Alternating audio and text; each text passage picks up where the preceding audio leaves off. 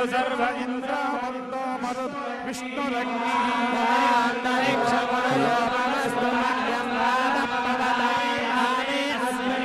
मयि देवा द्रविणमाय जनता मय्या श्रीरस्तु मयि देवहूति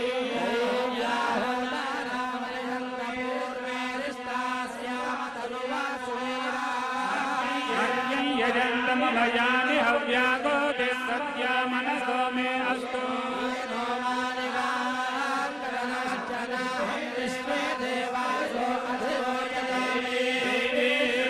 षडुर्वेरुणगृणाद विश्वे देवाय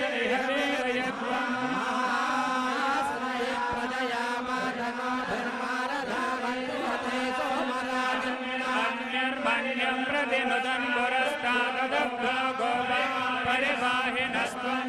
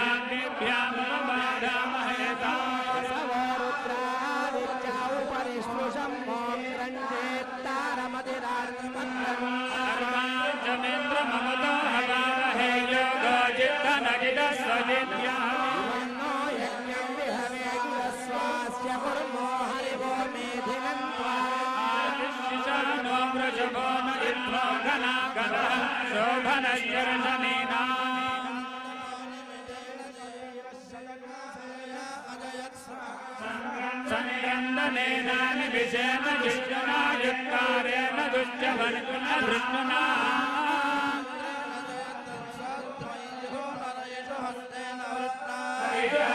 हस्तैश्च विशङ्गभिर्वसीदत्वत्रष्टा सयदयेन्द्रो गणेन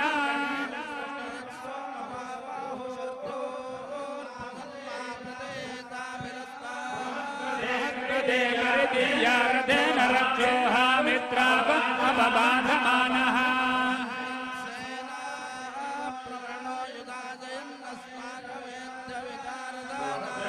प्रविदं गोविदं वज्रबाहुं जयन्तमग्नप्रवृणन्तमोजसा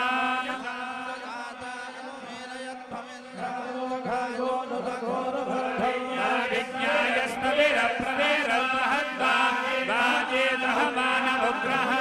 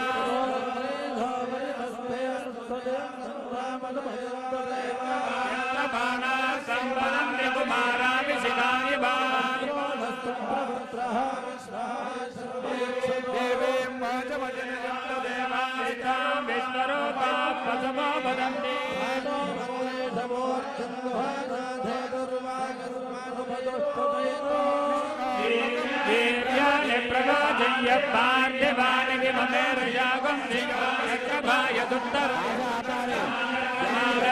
गौरगाय गलाटमज विष्णु पृष्ठमज विष्णु शौरज विष्णु त्रिमज वैष्णवमज विष्णवे राजापति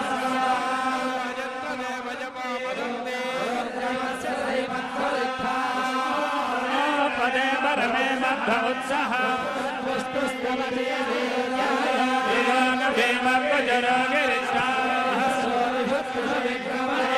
अभिक्षयन्ति भुवनानि विश्वा महित्वमन्वश्नुवन्ति नमस्य विप्से क्षेत्राय विद्धर्मणजेतु सत्यन्न परोक्षितिगां सुजनमाचकारा विचक्रमे ततर्कसं महित्वा वेदगुप्तेत्यस्तविरस्य नाम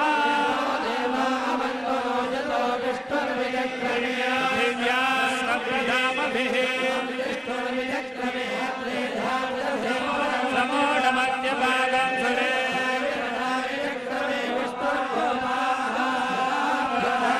धर्माणि धारयन्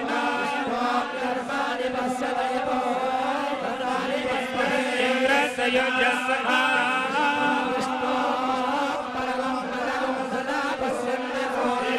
देवेव चक्षुराददम् विष्णोर्यत्परमं पदम्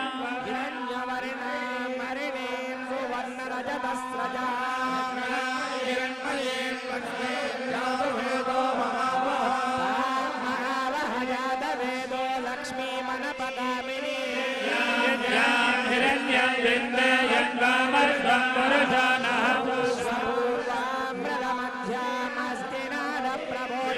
श्रियं देवीमुपक्वये श्रीर्मा देवे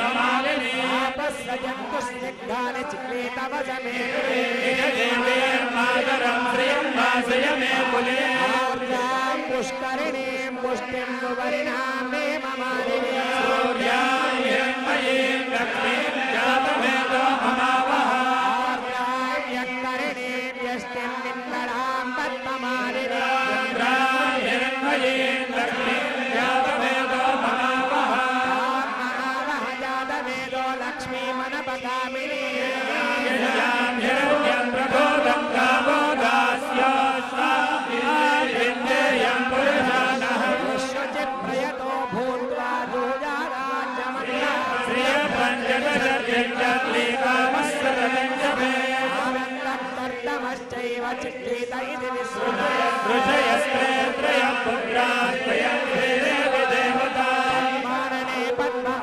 पद्माक्षी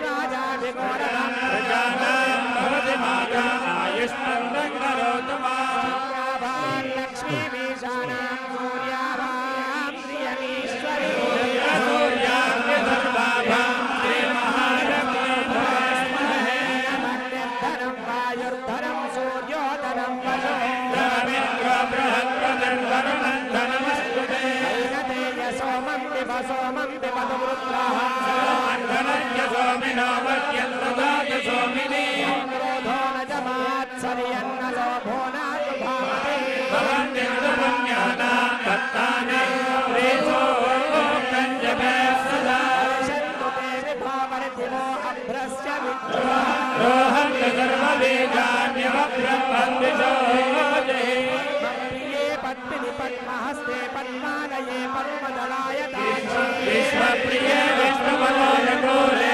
प्रह्लादभद्रं महिषन्निधस्ता आसा पद्मासनस्था विपुलकटितटी पद्मपत्रायताक्षी गम्भीरावर्तनाभित्तनभरणविदा शुभ्रवस्त्रोत्तरय्या लक्ष्मीर्गजेन्द्रैर्मणिगणखचितैः स्थापिता हेमकुम्भैः ब्रह्महस्ता मम गृहे सर्वमाङ्गल्ययुक्ता लक्ष्मीं क्षीरसमुद्रराजतनया श्रीरङ्गधामीश्वरी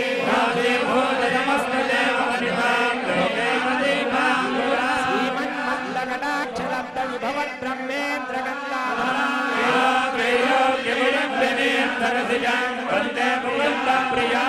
लक्ष्मीर्मोक्षलक्ष्मीर्जयलक्ष्मीः सरस्वती श्रीलक्ष्मीर्वरलक्ष्मीर्च प्रसन्ना मम सर्वदा कुशौ पादौ वैदिमुद्रां करैर्वहन्ते कमलासनस्था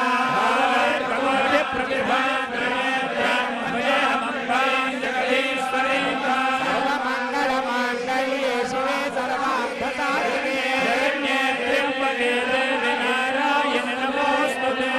महादेव्यै विद्महे विष्णुपत्न्यै धीमहि सहस्रशीरुषा पुरुषा भूमिं विश्वतो पुरुष एवेदं सर्वं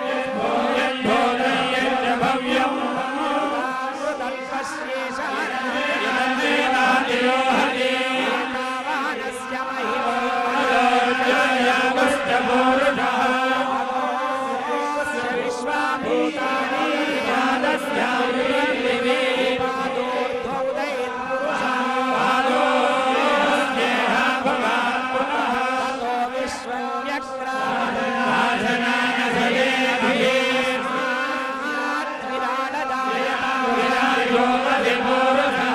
जातो अत्यरिष्यता पुरुषेण हविषा सन्नो अस्यासीराज्यं सन्तास्यासन् परिधयः यज्ञं तन्वानं यज्ञं परेशि प्रवोक्षन् देवा अयजन्तात् सर्वहुतः अशोमुष्टामुश्चक्रे वा यज्ञात्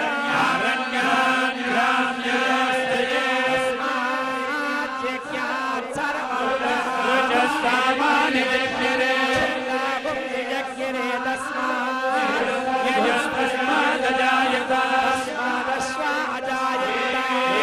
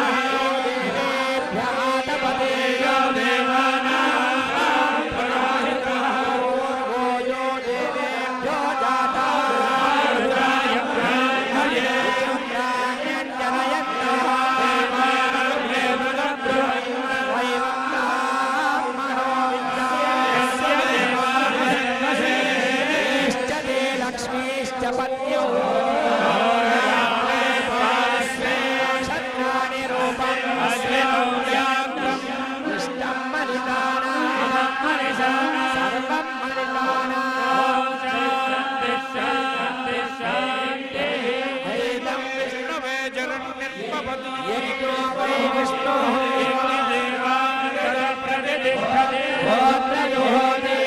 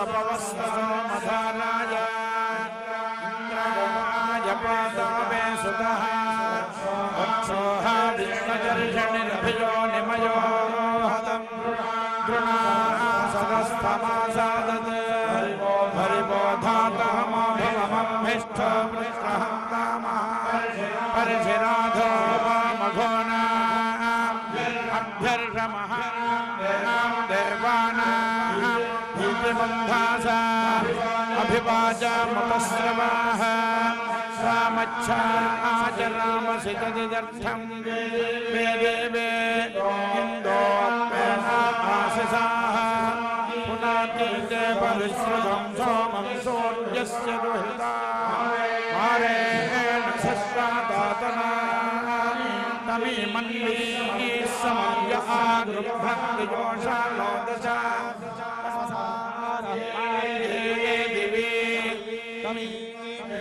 चन्द्रबोधमन्त्यबाकुरन्द्रदम् त्रिधानुवारणं मधु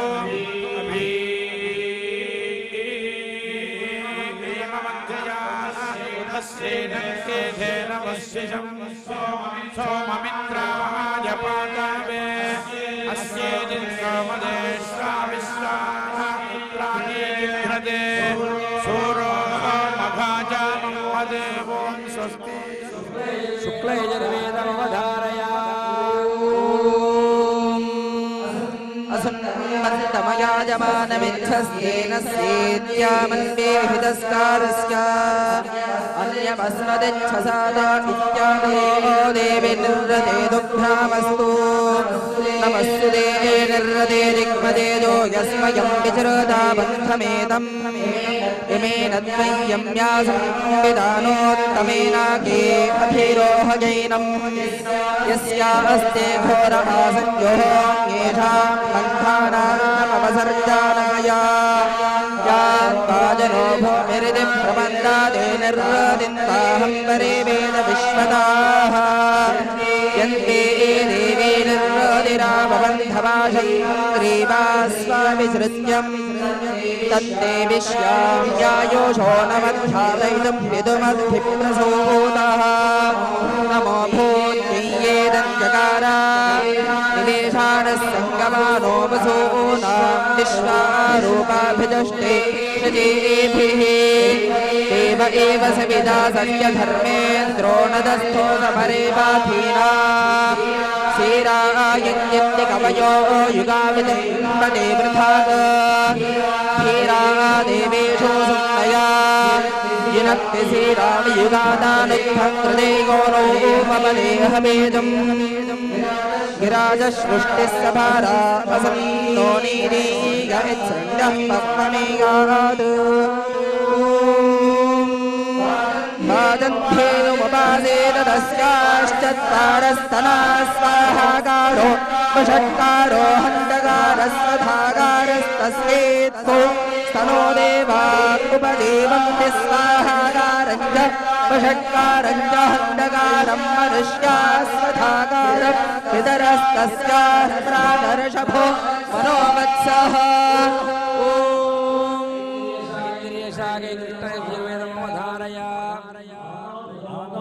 बृहतं पर्वदादा सरस्वती अजदागं जङ्गल भवन्ते वेददुषाना घृता ते जग्वान् विष्णो भातवसते सुनोतु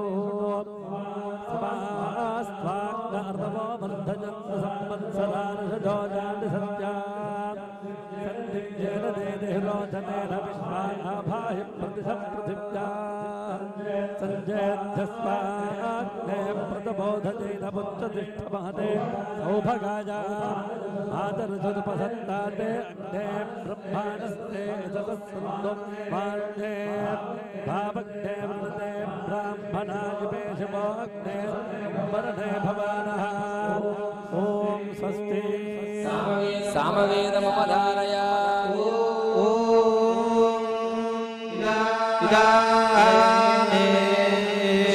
विष्णो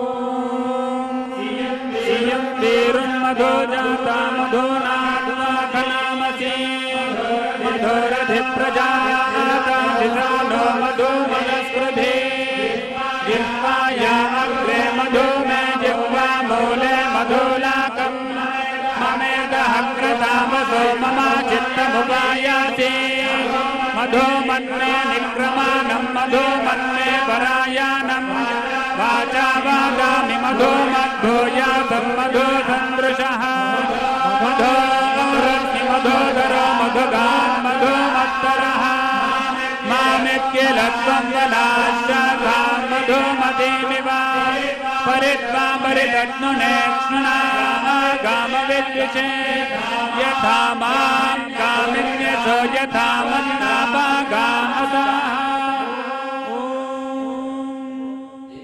दिव्यप्रबन्धम् इरङ्गिनाडरं वायुविरीहि इवल् तन्ननीर् अल् अलमरं मरङ्गलम् इरङ्गं वहै मणिवन्नवो एन्नुकुमाल् तुरञ्जं वाय् तिलन्दान् तुरै तुलै विल्लु मङ्गलमेन्न तन्करङ्गल् कोप्पित्तज अव्वूर् तिरुनामं कत्तदर्तिन्नय इरङ्गिनाडरं वायुविरीहि इवल् तन्ननीर्हल् अलमरं मरङ्गलम् इरङ्गं वहै मणिवन्नवो एन्नुकुमाल् तुरङ्गं वाय् तिलन्दान् तुरै तुलै विल्लु मङ्गलमेन्न तन्नरङ्गल् कोप्पित्तज अव्वूर् तिरुनामं कत्तदर्तिन्नय ॐ स्वस्ति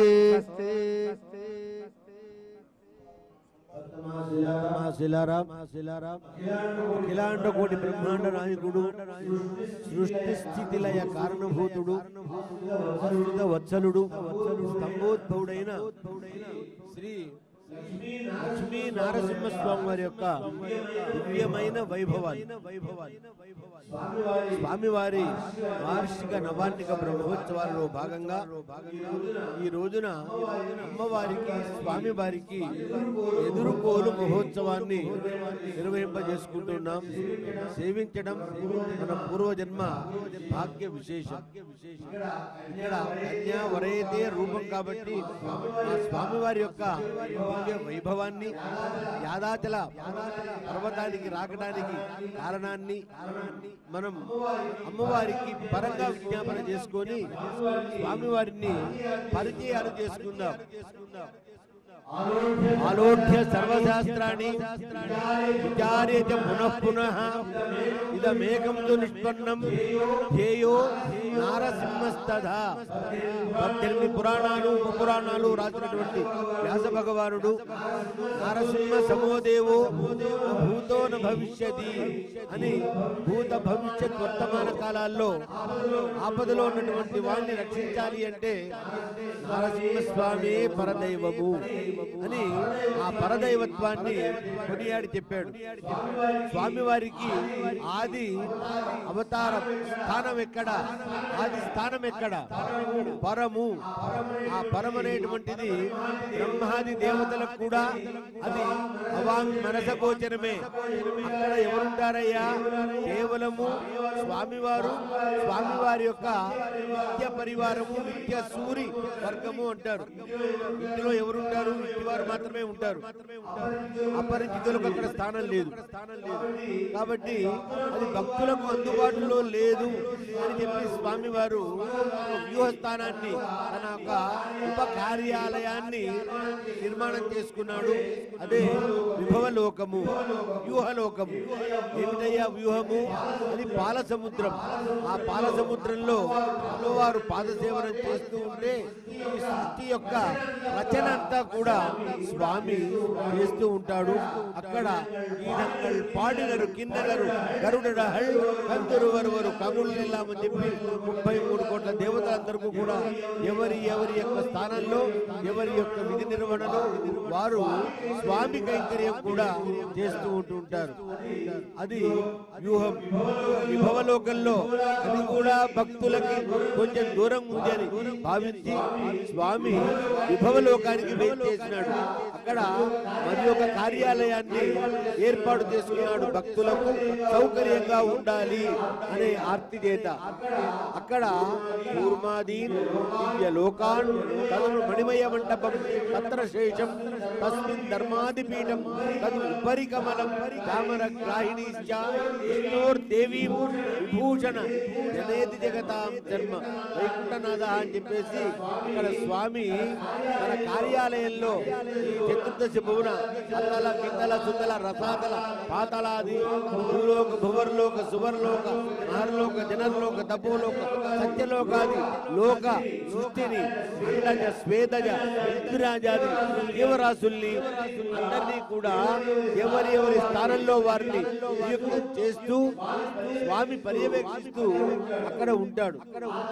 ఆ తర్వాత మరి అక్కడ కూడా భగవంతుడికి తృప్తి కలగక అణువులో అణువై పరమాణువులో పరమాణువై ఆ స్వామి వారు అంతటా కూడా వ్యాపించి ఉన్నాడు. అదే అంతర్యామి స్వరూపము. అంతటా ఉన్నటువంటి స్వామి ఎక్కడని వెతకాలి, ఎక్కడని పట్టుకోవాలి అంటే ఉదాహరణకి స్వామి యొక్క స్వరూపం ఏంటంటే నారాయణుడు ఆత్మ, పరమాత్మ. పరమాత్మ ఎవరికి కూడా కంటికి కనపడదు. కంటికి కనపడితే మనం ఎవరు ఉండం. కాబట్టి కావాలి అంటే రూపం కావాలి. ఆత్మకు అవయవాలు కర్మ సాధన కోసమే సృష్టింపబడ్డాయి. కాబట్టి ఆ స్వామి సింహ తలాటాన్ని ధరించి మానవ దేహాన్ని ధరించి, దేహాల్లో ఉత్తమ దేహం మానవ దేహం, జంతువుల్లో శ్రేష్టమైనటువంటిది సింహం.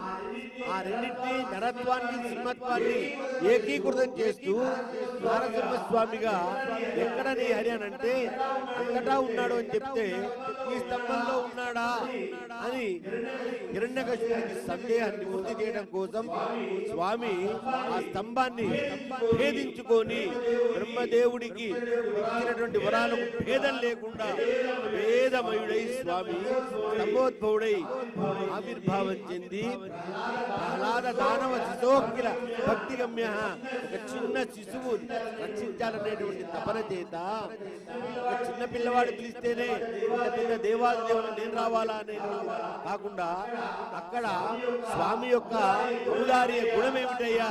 అనాలోచిత విశేష లోక శరణ్యము, అపార కారుణ్య సౌశీల్య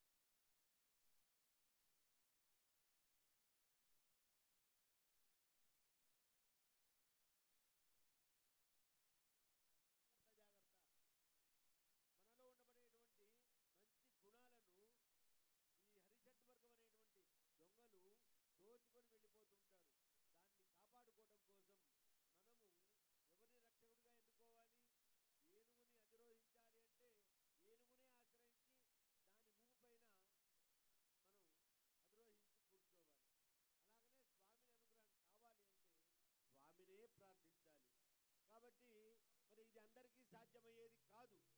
కాబట్టి ఏం చేయాలి? అర్చామూర్తిగా స్వామి ఆవిర్భావం చెందాడు.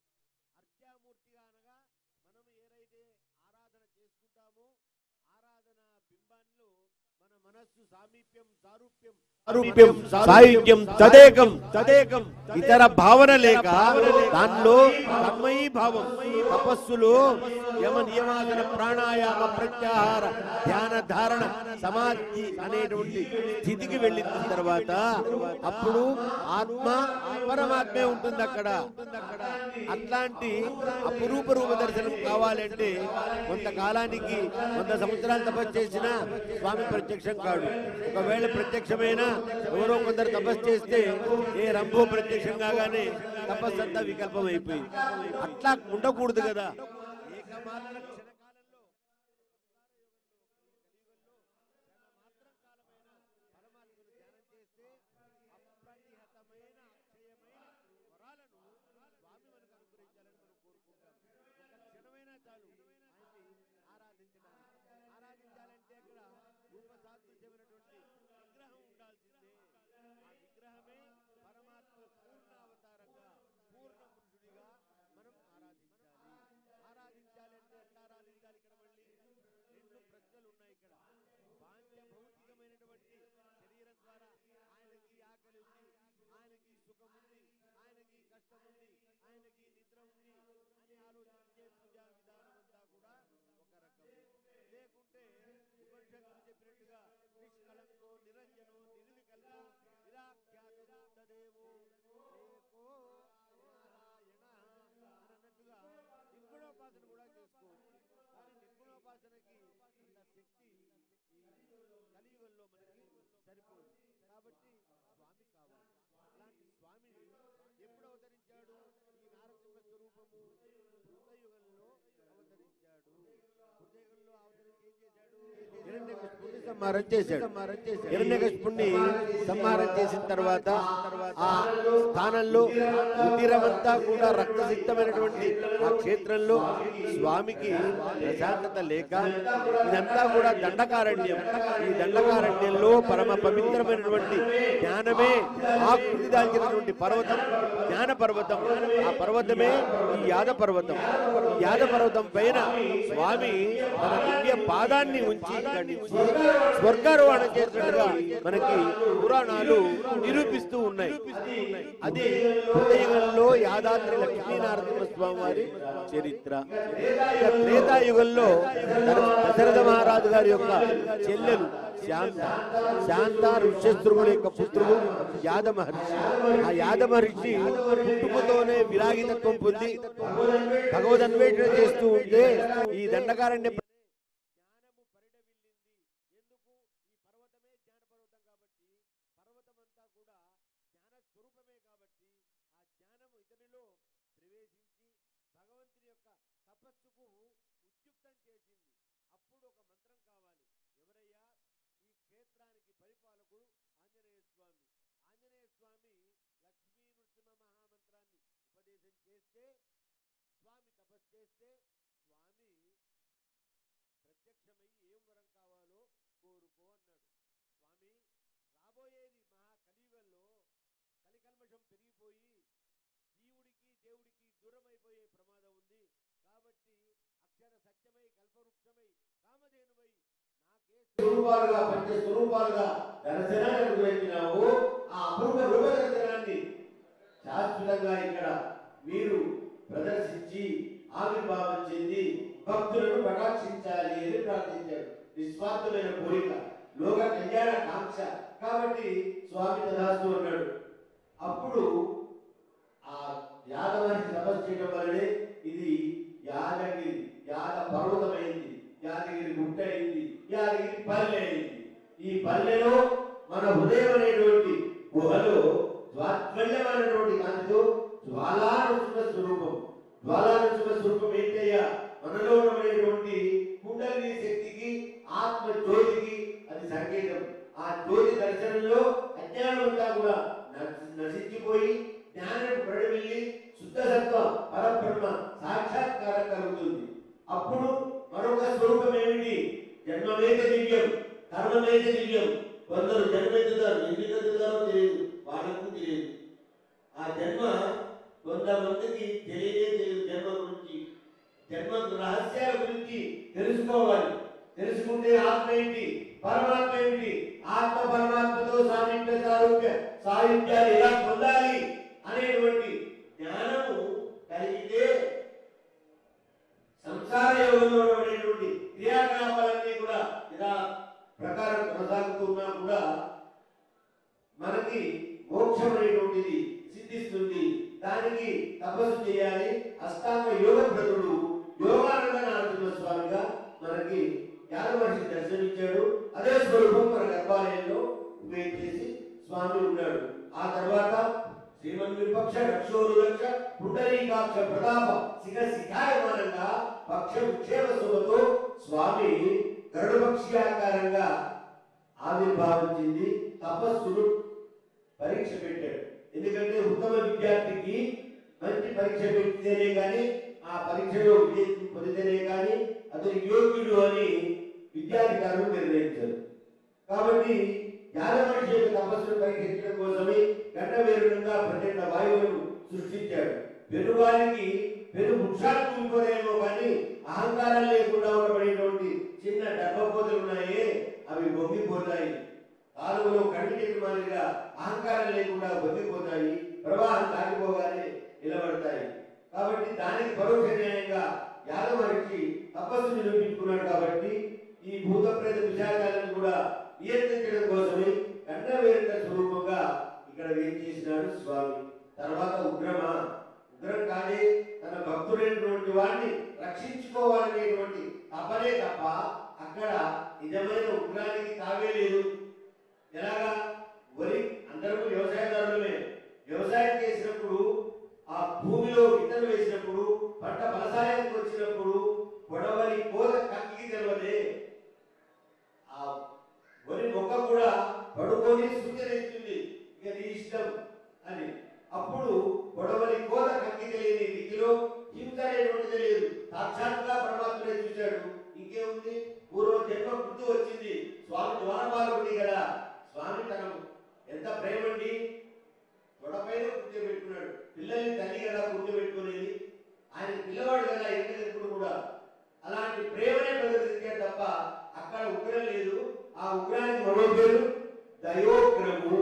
దయమే ఉగ్ర స్వరూపంగా, అనగా ఏ విధమైనటువంటి ఇతర భావనలు లేక ఒక ఆధ్యాత్మికమైన దివ్య ట్రాన్స్ అంటామే. ఆ ఆధ్యాత్మిక దివ్య లోకంలో భక్తి దేవ కలిగేసి ప్రేమ ఏవ కలిగేసేటట్టుగా స్వామి హిరణ్యకశిపుని ఉద్ధరించాడు.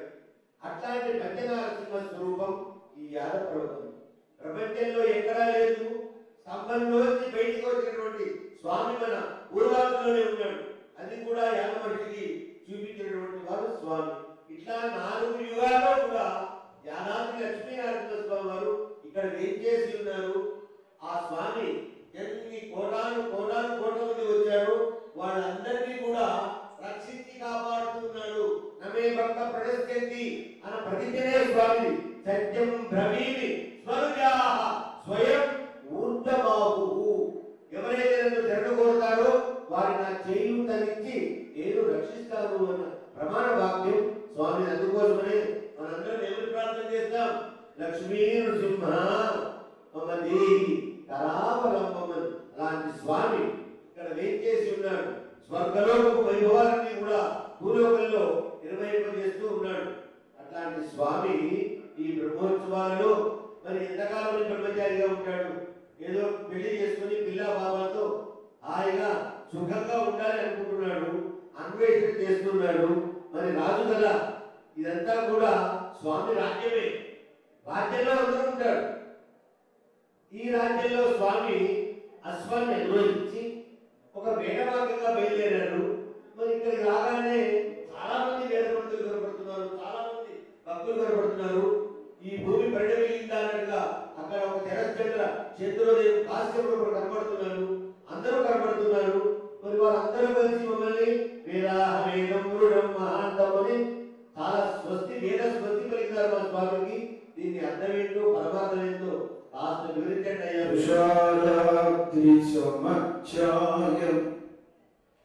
तुलसी दामभूषणं तुरंगवदनं वंदे तुंगसारस्वतप्रदं। భగవద్బంధువులారా, యాదాద్రి లక్ష్మీ నరసింహస్వామి వారి యొక్క దివ్యమైన వార్షిక బ్రహ్మోత్సవములు స్వామివారు 4 యుగాలలోని వైభవాన్ని 40 నిమిషములు బంగాళాఖాతమంత ఉపోద్ఘాతంతో చెప్పారు. అసలు విషయం తప్ప.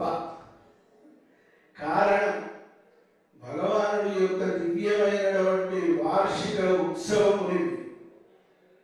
పరమాత్మ తన నాభి కమలం నుంచి బ్రహ్మని సృష్టిస్తే ఆయనకి దిక్కు తోచని స్థితి ఉంటే తాను లక్ష్మీ నృసింహుడిగా దర్శన భాగ్యం కలిగించి బ్రహ్మ చేత ఉత్సవములు నిర్వర్తింపచేశాడు. కనుక వీటికి బ్రహ్మోత్సవములు అని నామం.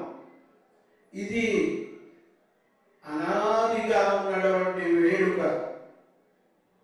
ఈ వైభవం మీరు ఇప్పటిదాకా భగవానుడి యొక్క పరవ్యూహ విభవ అంతర్యామి అర్చా స్వరూపాలు చెప్పారు. ఆ వైభవానికి మూలం ఎవరు?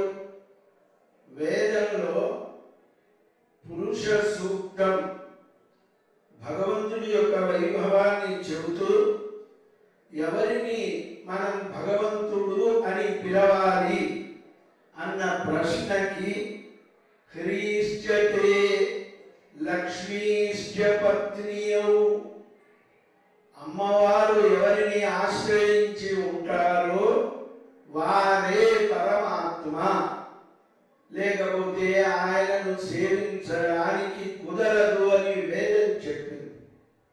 కనుక భగవంతుడి యొక్క దివ్యమైన చేష్టితములు ఈ లోకంలో అందించి భగవద్ అనుగ్రహాన్ని అందరికీ పంచిన మహానుభావురాలు అమ్మవారు. యా దేవి సర్వభూతేషు, అన్ని ప్రాణుల యందు కూడా సర్వాంతర్యామిగా ఉండి సంరక్షిస్తూ ఉందో ఆయమ్మ మాయమ్మ. శ్రీ సూక్తంలో అమ్మవారి యొక్క వైభవం 108 నామములలో చెప్పారు. చిట్ట చివరికి చెబుతూ, అమ్మా నీ దివ్యమైన అనుగ్రహ లవలేశం ఉంటేనే ఈ లోకంలో మనుగడ కొనసాగించగలడు. ప్రాణి అయినా, జంగమమైన, స్థావరమైన సమస్తం. కనుక అలాంటి వైభవం పరమాత్మ చేత అందించిన మహనీయురాలు అమ్మవారు అని చెబుతారు. అమ్మవారికి మరొక తిరునామం హరిణీ. హరి నయతి, పరమాత్మని ఎలా మనం పొందాలో, పరమాత్మని ఎలా మనం సేవించాలో, పరమాత్మ అనుగ్రహం ఎలా మనం అనుభవించాలో తెలియజేసిన మహనీయురాలు అమ్మవారు. కనుక అలాంటి అమ్మ ఈ లోకాలన్నీ కూడా వ్యాపించి పరమాత్మ కటాక్షాన్ని అందిస్తూ ఉన్న మహనీయురాలు ఆవిడ. శ్రీమన్మంద కటాక్ష లబ్ధ విభవ బ్రహ్మేంద్ర గంగాధర. ఎవరు ఏ ఉన్నతమైన బ్రహ్మాది ఇంద్ర పదవులలో ఉన్నా దానికి కారణం ఎవరు? అమ్మవారు అని శ్రీ సూక్తం చెప్పింది. స్వామి చేత ఆ వైభవం ఇప్పించిన మహనీయురాలు అమ్మవారు అని శ్రీ సూక్తం. ఇలా అపూర్వమైన, ఆనందజనకమైన, అద్వితీయమైనటువంటి సంపద అమ్మవారి యొక్క స్వరూపం అంటాం. శ్రీరంగరాజ మహిషి, శ్రీరంగరాజ దివ్య మహిషి. చాలా అద్భుతంగా చెబుతారు పరాశర భట్టరుల వారు. అసలు ఒక్క మాటలో ఈయన భగవానుడు అని లోకానికి తెలియజేసిన మహనీయ మూర్తి అమ్మవారు అని పరాశర భట్టర్ల వారు చెబుతూ అసరసమభవిష్యత్ నర్మనాథస్య మాత. అమ్మ పక్కన ఉంటేనే ఆయన అనుగ్రహం మనకి ఆనందదాయకమైనది అంటారు.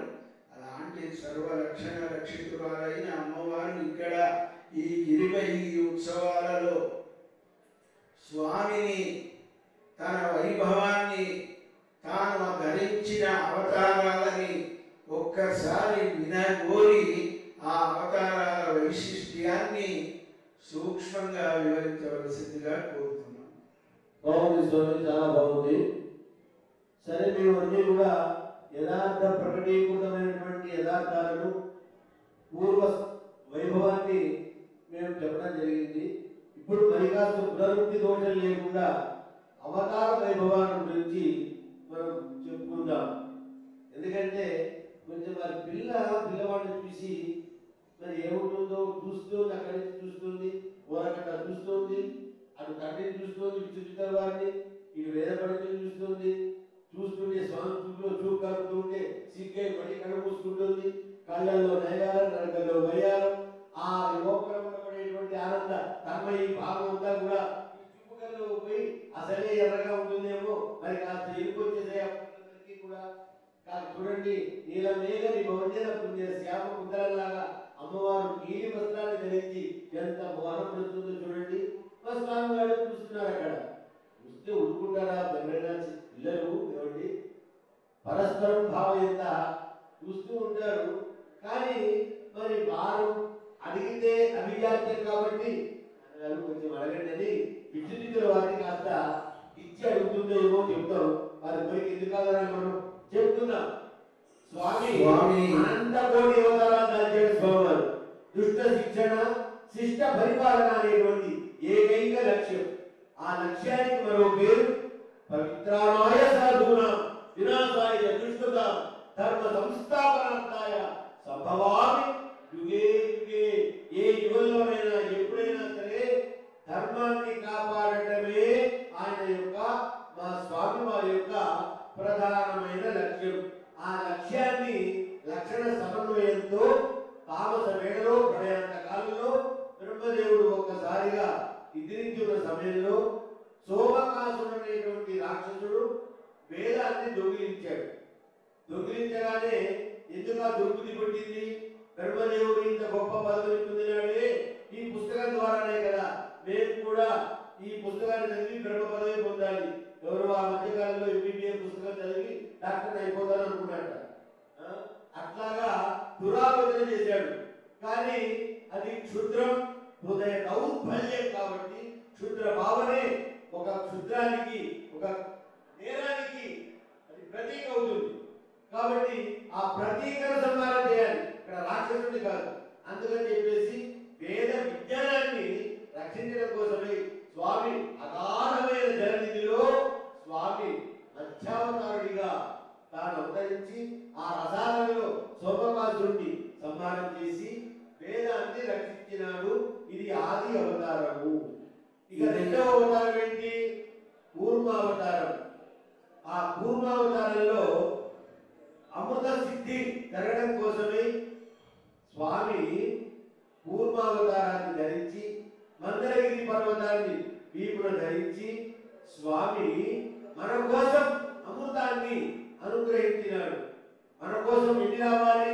అగాధమైనటువంటి ఆ పాలసముద్రంలో కల్పవృక్షాలు ఉన్నాయి, కామధేనులు ఉన్నాయి, ఉచ్చైశ్రవాలు ఉన్నాయి, అప్సరసులు ఉన్నారు, చింతామణి ఉంది, సమస్త ఓడలు ఉన్నాయి, చంద్రుడు ఉన్నాడు. ఇవన్నీ కూడా చేయబోయే సృష్టికి, ఈ ప్రగతికి అది సౌభాగ్యం. కాబట్టి పరోక్ష న్యాయం అందులో అమ్మవారు ఉంది, బయటికి రప్పించాలనుకున్నాడు. అది ఎవరికి చెప్పడాలి, లోపల భావన కదా. నేను చెప్పుకుంటున్నా, నేను పర్వాలేదు. అయితే క్షీరసాగరమనం చేసి అమృతాన్ని, అజరామత్వాన్ని మనకు అనుగ్రహించినాడు స్వామి. అది కూర్మావతార వైభవం. ఇక వరాహావతారము ఇందాక చెప్పారుగా, హ్రీష్యతే లక్ష్మీష్ట పత్నిన్యం హీరోయిన్ చేసిన తర్వాత మరి ప్రేమ కలగా ఏమైతుందండి? భూమి అన్నింటినీ కూడా హిరణ్యాక్షుడు చాపలినట్టుగా సృష్టి సంఘంలో పెట్టుకుని దేశమంతా తిరుగుతుంటే ఈ సృష్టి అంతా కూడా తిరోగమనం అయిపోతూ అల్లకల్లోలం అయిపోయింది. యజ్ఞాలు లేవు, యాగాలు లేవు, పూజలు లేవు, పురస్కారాలు లేవు, అంతా అరాజకం అయిపోయింది. ధర్మం చెప్పినప్పుడే వినేవాళ్ళు లేకుండా అయిపోయాడు. అప్పుడు ధర్మోద్ధరణ గురించి, భూ సంరక్షణ గురించి, ఈ భూమి నాదని ఒక్కొక్కరు 4 సార్లు రిజిస్ట్రేషన్ చేస్తున్నారు. అట్లాంటివన్నీ ఉండకుండా, ఈ భూముల పంచాయతీ లేకుండా రెవెన్యూ సిద్ధాంతానికి స్వామి ఆది అవతార పురుషుడిగా ఉండి భూమిని రక్షించాడు.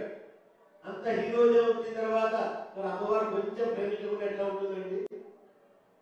ఆమె కూడా స్వతంత్ర భావాలు ఉన్నాయి కదా, కాబట్టి అది వరాహ అవతారం. ఇక నృసింహ అవతారం దాకా చెప్పుకున్నదే కదా. కాబట్టి నారసింహ వైభవంలో స్వామి ధర్మాన్ని సంరక్షించి కాపాడటమే కాకుండా తన విధి నిర్వహణ అయిపోయిందని అనకుండా శాశ్వతంగా భూలోకంలోనే ఉండి యాదాద్రి అనేటువంటిది ఇక్కడ మరి రాజ్య మహాసభా సంస్థానం యాదాద్రి లక్ష్మీనారాయణ స్వామి వారి ప్రభువుల మహాసంస్థానంలో తాను సుస్థిరంగా పరిపాలించడం కోసమే ఇక్కడ స్వామి ఉన్నాడు. భూపతి కాబట్టి స్వామి మరి ఆ వరాహావతారంలో అప్పుడు కొంచెం పని మీద ఉన్నప్పుడు ఎవరైనా మరి సరసమాడటానికి నిరసంగా ఉంటారు. పరంతా అయిపోయిన తర్వాత సరసం ఎలా ఆడాలి అని చెప్పి ఆలోచిస్తారు.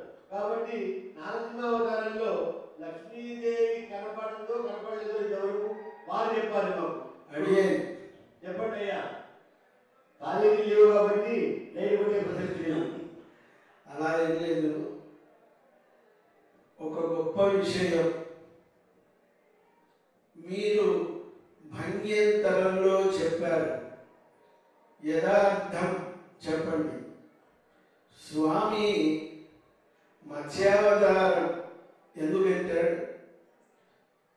పనేసియా మెరిడియన్ హాస్పిటల్స్ ప్రతి సామాన్యుడికి అందుబాటులో అంతర్జాతీయ వైద్య ప్రమాణాలతో వైద్యం, 24 గంటల అంబులెన్స్ సర్వీసుతో పాటు అత్యవసర సేవలతో ఏర్పాటైన చికిత్సా విభాగం.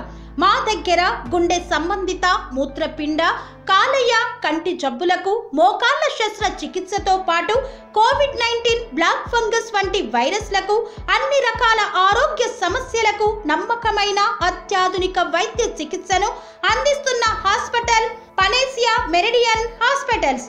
మీ ఆరోగ్య సమస్య ఏదైనా ఇప్పుడు పరిష్కారం సాధ్యం. సంపూర్ణ ఆరోగ్యం కోసం సంప్రదించండి Panacea Meridian hospitals. Opposite Bheeramguda కమాన్, RC Puram, Sangareddy district. Pin code 502032. సంప్రదించాల్సిన ఫోన్ నెంబర్ 0845524177 మరియు 7893757770.